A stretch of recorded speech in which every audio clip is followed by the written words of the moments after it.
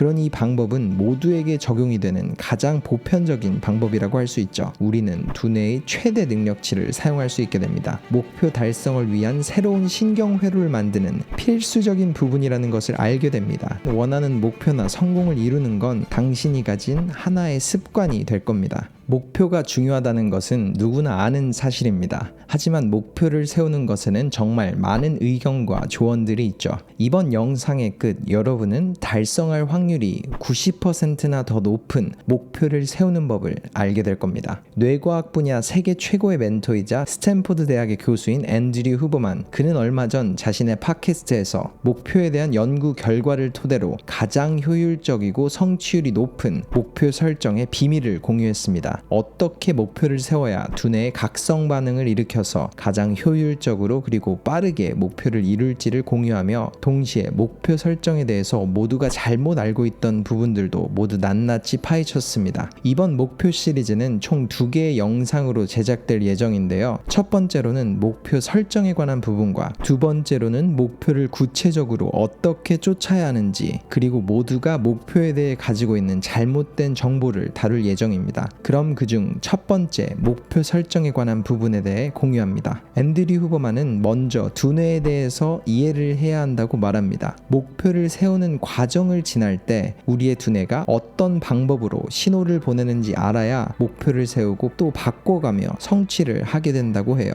그리고 실제로 우리 모두는 목표를 세울 때 두뇌의 같은 부분을 이용한다고 합니다. 그러니 이 방법은 모두에게 적용이 되는 가장 보편적인 방법이라고 할 수 있죠. 그럼 목표 설정으로 넘어가서 여러분은 목표를 어떻게 세우시나요? 앤드류 후버만이 제시한 가장 효율적인 방법을 말씀드리자면, 한 번에 하나만의 목표를 세워야 하고, 그 목표의 크기는 현재 자신이 이루기 어렵다고 생각하는 그런 큰 목표를 세워야 한다고 말합니다. 그럼 이 부분에 대해서 이유와 구체적인 방법에 대해서 설명을 해드릴게요. 첫 번째로, 하나의 목표만을 세워야 하는 이유를 말하기 앞서 대부분이 새해가 되면 이루고 싶은 여러 가지 목표를 정하잖아요. 이렇게 한 번에 많은 목표를 세우는 걸 오버홀 접근법이라고 하는데, 이 접근법은 하나에 집중되어 있지 않기에 이룰 확률이 적어지고 오랫동안 유지가 어려운 목표 설정법이라고 합니다. 많은 목표들을 성취하려는 부분은 작심삼일을 위한 목표이지 오랜 기간 동안 유지가 가능한 목표는 아니니까요.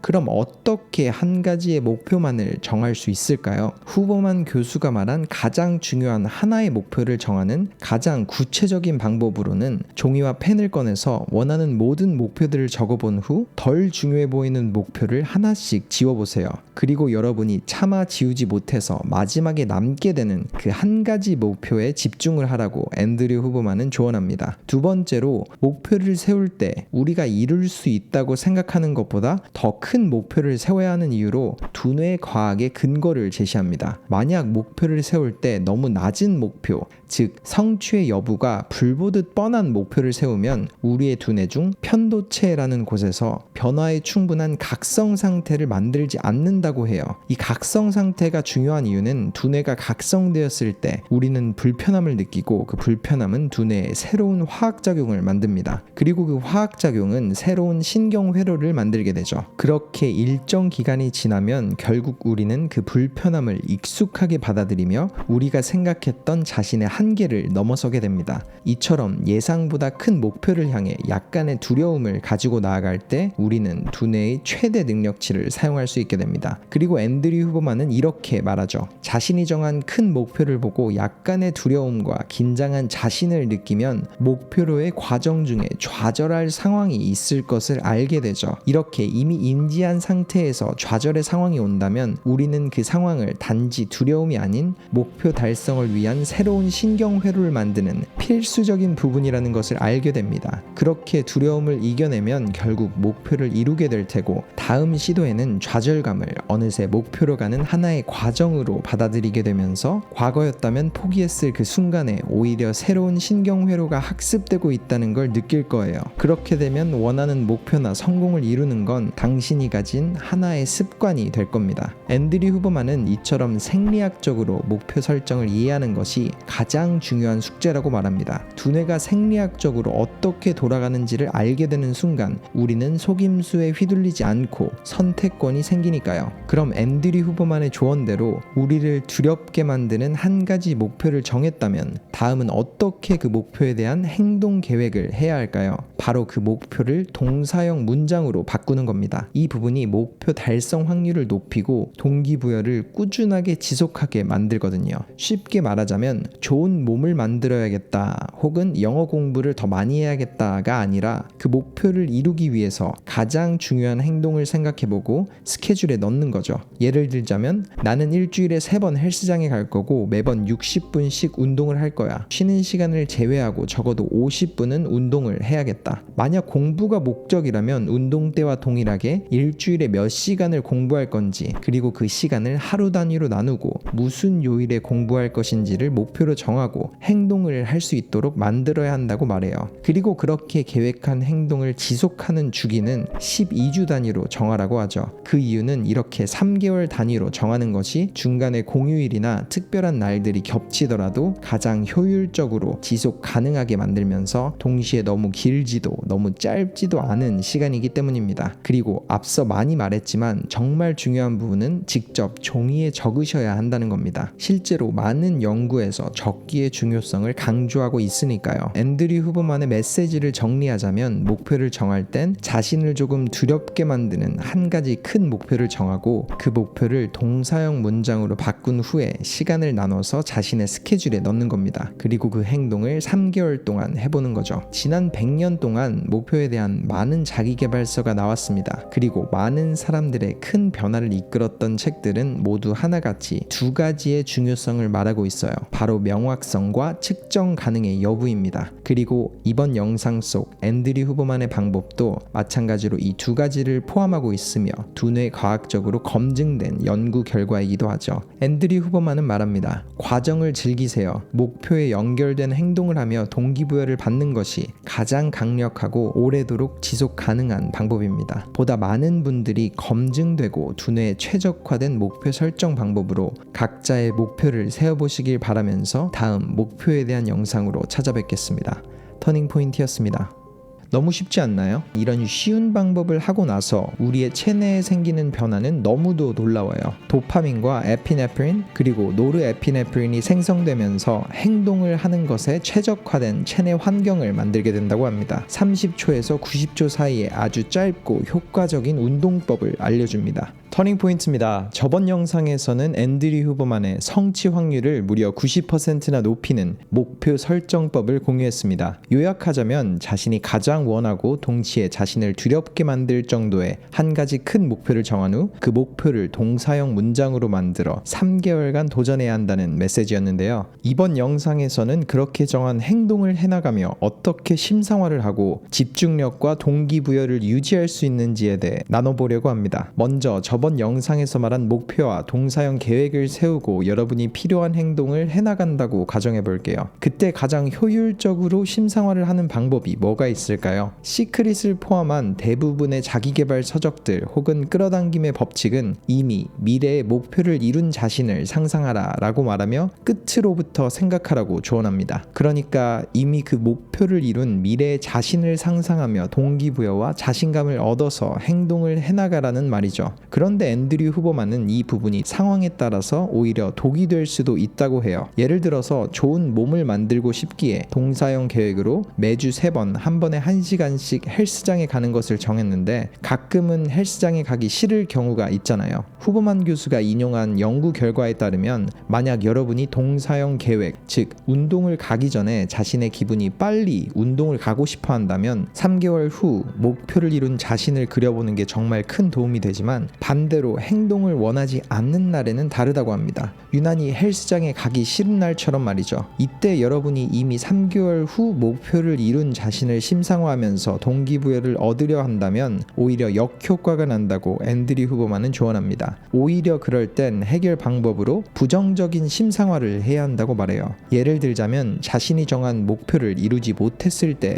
그런 실망스러운 자신을 상상해보는 것이 오히려 하기 싫을 때 그 행동을 하게 만드는 만드는 가장 효과적인 트리거가 된다고 말합니다. 이렇게 동기부여가 저하되는 상황에서는 오히려 부정적인 심상화가 우리 몸의 자율신경계를 자극해서 다양한 화학작용을 일으키거든요. 도파민과 에피네프린 그리고 노르에피네프린이 생성되면서 행동을 하는 것에 최적화된 체내 환경을 만들게 된다고 합니다. 그렇기에 앤드류 후버만은 먼저 행동을 하기에 앞서 자기 자신의 기분에 대해 점수를 매겨보라고 조언해요. 1부터 10까지의 숫자 중 행동을 앞둔 자신의 기분이 4점 이하라면 3개월 후 목표를 이루지 못한 자신을 1분에서 5분간 심상화하면서 하기 싫더라도 목표로 세운 행동을 할 체내 작용을 만들고, 반대로 만약 자신의 기분 점수가 5점 이상이라면 3개월 후 세운 계획을 성취한 미래 자신을 그려보면서 동기부여를 받고 행동을 하는 게 가장 도움이 됩니다. 그럼 여기서 질문이 하나 생길 거예요. 그렇게 제가 정한 목표를 해나가면서 어떻게 해야 가장 효율적으로 집중력과 동기부여를 유지할 수 있을까요? 맞습니다. 행동을 해나가면서 집중력과 동기부여의 유지는 정말 중요한 부분이거든요. 앤드류 후버만은 그 부분에 대해서 이렇게 조언해요. 인지적인 집중은 시각적 집중과 직접적인 연관성을 가지고 있습니다. 쉽게 말하자면 우리의 눈은 두뇌의 한 부분이거든요. 그렇기에 우리가 두 눈으로 무언가에 집중을 하기 시작한다면 자연스럽게 두뇌에도 집중력과 동기부여가 유지된다는 거죠. 그러면서 앤드류 후버만은 Visual Target Movement 30초에서 90초 사이에 아주 짧고 효과적인 운동법을 알려줍니다. 자신이 집중하게 될 피사체의 한 부분을 30초에서 90초간 응시하는 거예요. 예를 들자면 여러분이 정해진 시간 동안 책을 볼 예정이라면 그 책의 한 지점을 30초에서 90초간 가만히 응시하고, 노트북으로 공부를 할 예정이라면 노트북의 한 지점이나 가운데를 마찬가지로 정해진 시간 동안 응시하면 됩니다. 너무 쉽지 않나요? 하지만 이런 쉬운 방법을 하고 나서 우리의 체내에 생기는 변화는 너무도 놀라워요. 이렇게 두 눈의 초점을 맞춰 한 곳에 집중하는 것을 Narrow Vision이라고 하는데, 이 초점이 일정 시간 지속되면 우리는 두뇌와 몸의 각성 상태를 만들게 됩니다. 앤드류 후버만은 Focus Virgin Eye Movement 라고 설명하는데요. 이때 몸에서는 신경전달 물질이 분비되며 자율 각성 상태가 됩니다. 그리고 수축기 혈압이 올라가면서 동기부여에 가장 큰 영향을 주는 도파민이 생성되죠. 물론 수축기 혈압도 혈압이 상승하는 것이지만 건강에 무리가 가거나 부정적인 작용을 일으키는 경우는 없다고 합니다. 이 부분은 뉴욕대학의 교수이자 심리학자인 에밀리 발사티스의 연구 결과에서 증명된 사실이고요. 무언가에 집중을 하기 전에 집중할 대상에 30초에서 90초간 시각적으로 집중을 해주고, 또한 우리가 행동을 해나가면서 20분 혹은 1시간마다 집중력과 동기부여가 떨어져 갈 때 한 번씩 이 운동법을 해주면 가장 노력이 적게 들면서도 동기부여와 집중력이 올라가고 결과적으로 일을 끝내는 시간도 현저히 감소하게 됩니다. 물론 이렇게 초점이 모여진 상태에서 장시간 행동이나 업무를 하다 보면 우리의 눈에 피로감이 쌓이게 되는데요. 이럴 때는 반대로 시각의 초점을 일부러 흐려주면 됩니다. Panoramic Vision이라고 불리는데, 쉽게 말해서 창밖의 수평선 혹은 지평선을 편하게 바라보거나, 그런 여건이 되지 않는다면 여러분이 집중하고 있는 공간 혹은 방의 양쪽 벽 좌우 끝을 시야에 담으려고 노력하면서 초점을 흐트려주면 됩니다. 이때 우리의 두 눈은 피로감을 회복하고 우리의 몸도 이완 상태가 되거든요. 이처럼 집중이 필요할 때는 Visual Target Movement를, 그리고 두 눈에 피로감이 쌓였거나 몸에 이완이 필요할 때는 Panoramic Vision 연습법을 사용하면 됩니다. 물론 이렇게 단기간 집중을 하더라도 저번 영상에서 말한 목표 설정법은 12주간 유지를 해야 하는 3개월 사이클을 가지고 있기에 목표의 중간 시기쯤부터는 행동을 유지하는 게 어려워지는 상황이 오게 될 겁니다. 앤드류 후버만 교수는 이 부분을 이겨낼 수 있는 방법들을 제시하는데요. 첫 번째는 이런 슬럼프가 당연히 온다는 것을 먼저 인지해야 하고, 모두가 목표를 이루기 위해 반드시 지나쳐야 하는 시기로 생각하라고 말합니다. 그리고 그게 어려워질 경우에는 하기로 한 행동의 시간을 다시 나누라고 조언하죠. 만약 일주일에 3번씩 1시간 동안 특정 분야를 공부하기로 했다면 그 1시간을 20분씩 3번으로 나눠서 행동을 이어나가는 거죠. 그리고 쉬게 되는 20분마다 앞서 말한 시각 운동법을 하라고 말합니다. 말합니다. 그리고 만약 자신의 집중력이 좋지 않다면 생리학적으로 가장 집중이 잘 되는 그런 시간을 노려보는 것도 방법이라고 말하는데요. 이 부분은 circadian rhythm, 생체 시계를 이용하는 겁니다. 생리학적으로 우리의 몸에서 집중도와 동기부여가 가장 잘 유지되는 시간은 기상 후 30분이 지난 시점과 3시간 그리고 11시간이 지난 시점입니다. 이 시간들이 되면 몸에선 온도가 바뀌고 두뇌에선 세로토닌과 도파민 등의 화학작용이 일어나거든요. 즉 무슨 일을 하든지 무슨 목표를 쫓든지 이 시간대를 잘 이용하면 누구나 최대한의 집중도와 동기부여를 유지할 수 있을 겁니다. 그리고 앤드류 후버만은 핸드폰을 비행기 모드로 해놓거나 부득이한 상황이라면 적어도 핸드폰의 화면이 보이지 않도록 반대로 뒤집어 놓는 게 정말 큰 도움이 될 거라고 말하죠. 물론 충분한 수면과 식습관 그리고 스트레스 레벨도 매일매일 최상의 컨디션을 유지하기 위해서 정말 중요한 요소들이지만 그보다 더 중요한 부분은 어떤 목표를 가졌는지 그리고 여러분이 전날 어떤 하루를 보냈는지입니다. 스탠포드 의대 수면 연구팀의 리서치에 따르면 그날의 컨디션은 그 전날의 숙면을 취했는지보다는 첫째, 그 전날 자신이 어떤 하루를 보냈는지, 둘째, 오늘 할 일이 자신에게 얼마나 중요한 일인지에 따라 정해집니다. 즉, 여러분이 더 나은 미래를 위해서 세운 행동 계획을 지키고 또 여러분이 오늘 할 행동이 원하는 자신으로 변해가는 과정이라면 여러분은 항상 좋은 컨디션으로 일어나서 정말 활기찬 하루를 보내실 수 있을 겁니다. 짧게 오늘의 메시지를 정리하자면 정말 중요한 한 가지의 목표를 정하고 목표를 동사로 바꿔서 계획하고 행동에 나갈 때 자신의 기분을 1부터 10 사이의 숫자로 정해보고 5점 이상, 즉 자신이 그 행동을 원할 때는 이미 이룬 미래의 자신을 심상화하고 반대로 4점 이하라서 행동이 하기 싫을 때는 이루지 못한 자신을 심상화하며 신체의 변화를 이끌어내서 그 행동을 해나가는 것. 그리고 집중력이나 동기부여를 유지하기 위해서는 집중하게 될 피사체를 30초에서 90초간 집중해서 쳐다본 후 시각적인 집중을 먼저 한 후에 시작하는 것. 그리고 만약 두 눈이 피곤해진다면 반대로 창문 밖 지평선이나 방 끝 좌우를 보며 시선의 초점을 흐려주는 방법을 써보세요. 또한 정해놓은 3개월의 사이클을 해나가며 중간에 포기가 하고 싶어질 때는 그 행동을 3개로 다시 나눠서 편하게 해나가고 우리의 몸과 두뇌에서 집중력과 동기부여가 가장 최적화되는 생체 시간, 기상 후 30분 후, 3시간 후, 그리고 11시간 후에 가장 중요한 일들을 해나가는 것이 앤드류 후버만의 방법이었습니다. 이처럼 완벽한 계획을 세우고 행동을 해나갈 때 때론 하기 싫은 날이 올 겁니다. 하지만 원하는 자신이 되기 위해서는 반드시 해나가야 하는 부분이고 그 끝에 시작되는 변화는 분명 지금의 희생보다 훨씬 값질 겁니다. 누구나 알고 있던 목표를 위한 행동 방법의 중요성. 하지만 그 누구도 가르쳐주지 않았기에 잠시 길을 잃었던 분들께 앤드류 후버만이 제시한 몸과 두뇌를 이해하고 역이용하는 이 방법들이 도움이 되길 바랍니다. 터닝포인트였습니다. 구글이나 애플 등 초대형 메가 기업들이 매년 최고의 강사들을 초빙해서 직원들에게 명상을 가르칠 정도입니다. Third Eye라고 부르는 제3의 눈을 응시하는 방법입니다. 아무것도 느껴지지 않는 그곳에서 두뇌는 활성화되기 시작하고 새로운 생각과 감정 그리고 기억들이 우리의 인식 속에서 쏟아져 나오게 됩니다. 5분만 하더라도 효과가 입증된 아주 과학적이고 효과적인 방법이라고 말합니다. 터닝 포인트입니다. 많은 분들이 명상에 관련해서 업로드되었던 팀 페리스의 영상을 좋아해 주셔서 조금 더 현실적이고 과학적이면서 쉬운 명상법은 없을지 고민하다가 앤드류 후버만 박사가 말한 가장 쉽고 효과적인 명상법을 찾게 되었습니다. 이번 영상의 끝 여러분은 단 6분의 명상으로 이제껏 없던 최고의 효과를 보실 수 있을 겁니다. 명상의 정의부터 시작합니다. 앤드류 후버만은 명상이 마인드이자 정신 상태 그리고 더 나아가 의식 상태를 바꾸는 것이라고 말합니다. 마인드풀니스라고도 하며 쉽게 말하면 과거와 미래가 아닌 바로 지금인 현재에 집중하는 것을 뜻하죠.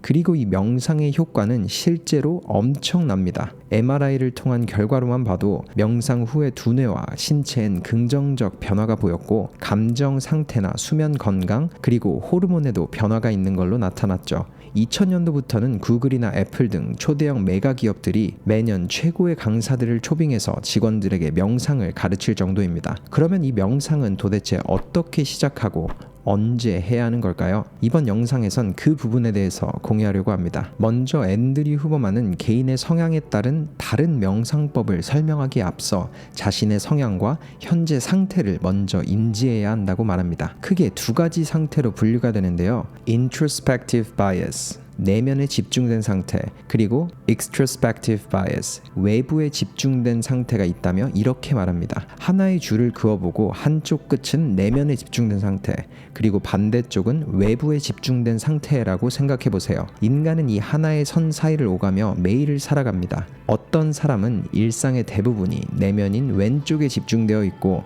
반대로 다른 사람은 오른쪽인 외부에만 집중이 되어 있죠. 명상은 이 선 위에 자신의 위치를 확인 후 반대로 자신을 옮기는 행동입니다. 이처럼 내면에 집중한 사람들은 자신이 하는 말을 잘 알아듣습니다. 감정 상태, 건강 상태, 혹은 혼잣말을 잘 듣곤 하죠. 하지만 이 부분이 꼭 좋은 것만은 아닙니다. 무언가를 도전할 때 누구나 떨리고 걱정이 되는데 내면에 집중이 된 사람들은 자신의 심장이 뛰고 몸의 이상 신호를 받아들이며 긴장했다는 부분을 너무 인식한 나머지 큰 두려움을 만들게 되니까요. 그렇게 행동은 하지도 못하게 되기도 하고 때론 일어나지도 않은 일을 머릿속에 그리며 걱정을 시작하기도 하죠. 반면 외부에 집중된 사람들은 도전을 앞둔 상황에서 자신의 내부보다 외부 상황 혹은 주변 사람들에게서 중요성을 찾게 되니까 자신의 몸이 보내는 신호를 이겨내고 행동을 이어나갈 수 있게 됩니다. 하지만 자신의 감정 상태나 정신 상태를 잘 인지하지 못하기에 건강상의 문제를 오래 방치하다가 좋지 않은 결과를 불러올 수도 있죠.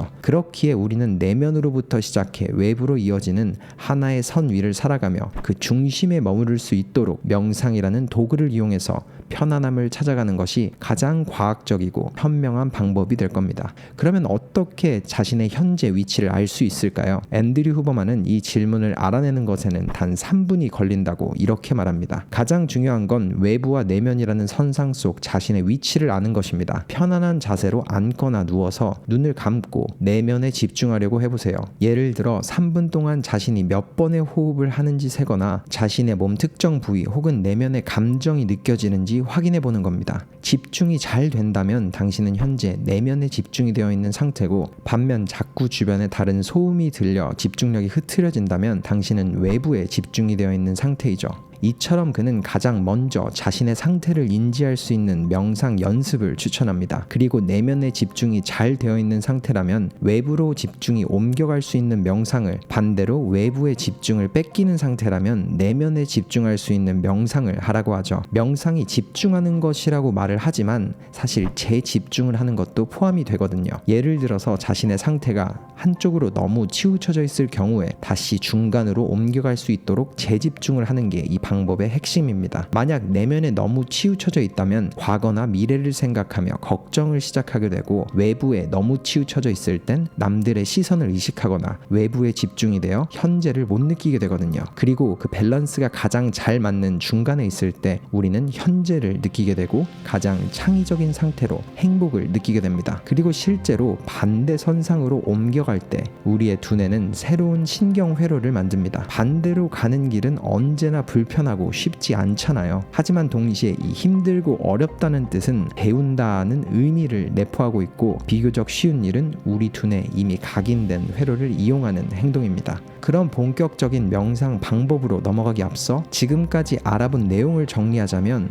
introspective, 내면과 extrospective, 외부 상태를 이해한 후 눈을 감고 내면에 집중을 해보면서 자신의 현재 위치가 내면에 옮겨가 있는지 혹은 외부에 옮겨가 있는지를 인지한 후에 현재 자신의 위치의 반대 방향에 특화된 명상법으로 자신을 그 중간에 위치시는 게 포인트라는 내용을 공유했습니다. 그러면 먼저 내면에 집중할 수 있는 introspective 명상은 뭐가 있을까요? 앤드류 후버만은 가장 먼저 내면 명상을 위해선 눈을 감아야 한다고 말합니다. 우리의 두뇌가 인식하는 정보의 40% 이상이 시각 정보이기 때문에 눈을 감을 때 우리는 더욱 수월하게 내면에 집중을 할 수가 있기 때문이죠. 그리고 내면 명상의 방법으로는 첫째, 호흡 명상을 추천합니다. 그리고 내면에 집중하기 위해서 일반적이지 않은 의도적 호흡법을 하라고 하죠. 예를 들자면 2번 호흡을 들이마시고 1번 내쉬는 방법, 혹은 4초씩 들이마시고 참고 내뱉고 참고를 반복하는 박스 호흡법 등이 있습니다. 그리고 정말 중요한 부분은 자신이 명상이 끝나고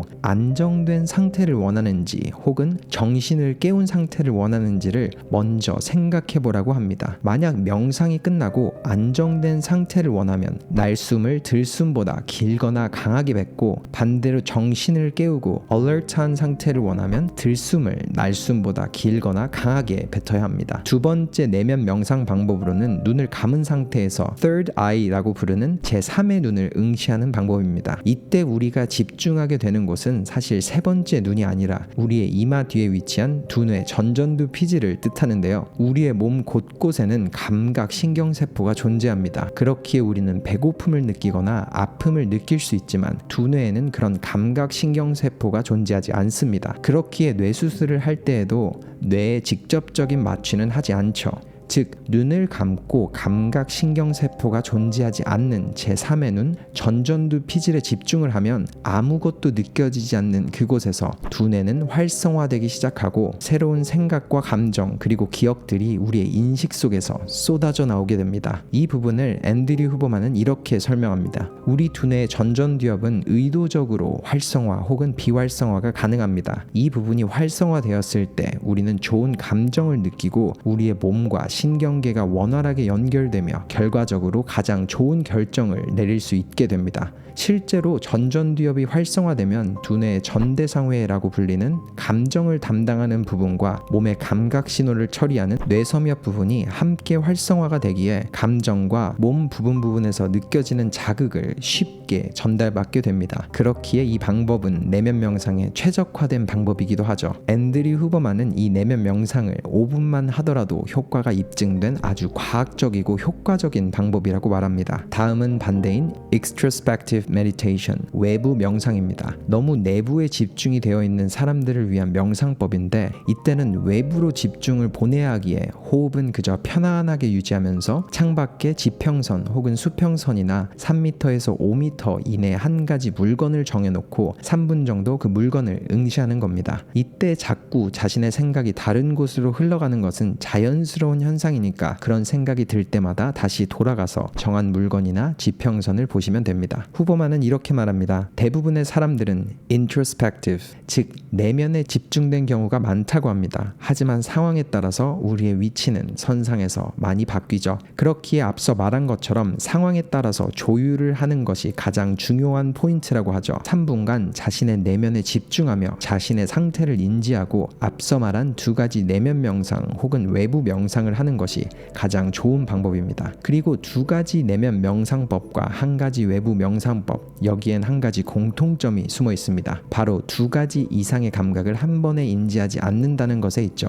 그 이유는 perceptual spotlight, 인간이 동시에 인지할 수 있는 감각의 한계가 두 가지이기 때문입니다. 물론 아주 특별한 사람의 경우엔 세 가지도 집중이 가능하지만 효율성은 극히 떨어지며 집중력이 분산되게 됩니다. 그렇기에 눈을 감고 내부를 느끼며 호흡을 하는 것, 혹은 눈을 뜨고 외부 명상을 하면서 호흡을 하는 것, 이렇게 두 가지 감각을 느낄 수 있는 명상을 하라고 하죠. 예를 들어 가이드 명상을 한다면 다른 생각 없이 눈을 감고 호흡과 가이드의 목소리에만 집중을 해야 하고요. 물론 자신의 현재 상태를 알아보는 명상법과 내면 그리고 외부 명상의 방법들이 어렵게 느껴지실 수도 있을 것 같아요. 그리고 마치 그 질문에 답변을 하듯 후버만 교수는 여기서 멈추지 않습니다. 명상을 처음 접하시는 분들이나 자신의 내면 상태를 잘 모르시는 분들, 혹은 바쁜 일상 속 두 가지를 동시에 잡고 싶은 분들을 위해서 내면과 외부 명상을 따로 할 필요 없이 통합된 한 가지 방법을 소개합니다. 이 방법은 Space-Time Bridging이라고 불리는데요. 먼저 편히 창가에 앉아서 눈을 감고 제3의 눈에 집중 후 3번의 호흡을 합니다. 그리고 이번엔 눈을 뜨고 눈높이에 손바닥을 올린 후에 자신의 손바닥을 응시하면서 3번의 호흡을 해보세요. 그 다음은 눈앞 3m에서 5m 사이에 위치해 있는 물건이나 벽을 보고 3번 호흡을 합니다. 그 후엔 창밖 지평선을 보면서 다시 3번의 숨을 내쉬고 뱉습니다. 이번엔 자신이 지구상 아주 작은 존재라는 걸 인식하면서 다시 3번의 호흡을 하세요. 마지막은 다시 첫 번째로 돌아가 눈을 감고 제3의 눈에 집중 후 3번의 숨을 쉽니다. 이게 스페이스 타임 타임 브리칭의 한 사이클입니다. 앤드류 후버만은 이 방법이 introspective와 extrospective 모든 부분을 포함한 명상이라고 말했습니다. 자신의 의식을 내면과 외부로 움직여가면서 인식의 전환을 연습하는 거죠. 앞서 말한 것처럼 명상이라는 것은 집중과 재집중의 연속인 부분을 자연스럽게 반복하는 아주 쉽고 과학적인 명상 방법입니다. 멘토 라이언 부시와의 TP 인터뷰에서 나왔던 것처럼 명상이라는 부분이 누군가 직접 확인해 줄 수가 없기 때문에 가장 힘든 부분이라고 생각하셨던 분들이 많을 것 같아요. 내가 하고 있는 이 방법이 맞을까? 혹은 어떻게 시작해야 하지? 이렇게 자신에게 질문을 하며 끊임없이 도전하고 보다 과학적이고 효율적인 명상 방법을 찾아오신 분들께 이번 영상의 앤드류 후버만의 방법이 도움이 되셨길 바라면서 영상을 마칩니다. 여러분의 터닝 포인트였습니다.